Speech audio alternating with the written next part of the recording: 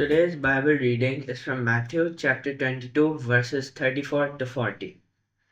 But when the Pharisees heard that he had silenced the Sadducees, they gathered together, and one of them, a lawyer, asked him a question to test him. Teacher, which is the great commandment in the law? And he said to him, You shall love the Lord your God with all your heart, and with all your soul, and with all your mind. This is the great and first commandment. And a second is like it. You shall love your neighbor as yourself. On these two commandments depend all the law and the prophets. This is the word of the Lord. Thank you, Joshua. Uncle Koshi, who is my neighbor? What does it mean to love your neighbor as you love yourself? Our neighbor is anyone outside ourselves. Loving our neighbor means intentionally doing the hard thing, obeying God. How can we do it if it is hard? We can't on our own. But when we love Jesus, we learn the nature of love, that God is the source of love, that we are loved, and that when we receive love, we can give it to others. Jesus' love transforms us, giving us the ability to love our neighbors as ourselves. Where do we begin?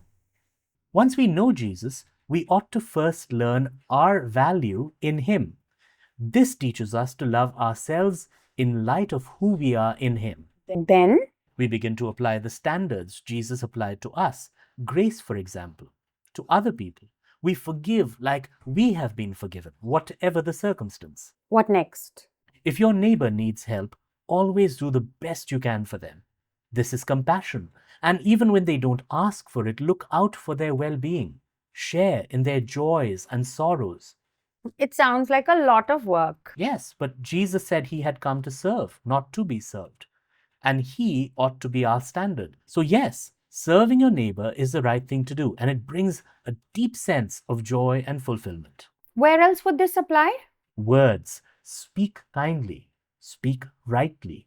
Build people up. No one is ever so kind to me. Yes, but you are being called to be set apart. Begin with how you speak. Give people the space to be human. They will make mistakes. Allow them to. Forgive them. I know Jesus did that for me.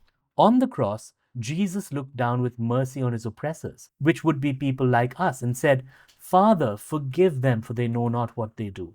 His act of forgiveness brings us peace and relief, and it's a model for us to follow in our relationships. Are we loving people as God wants us to, as ourselves?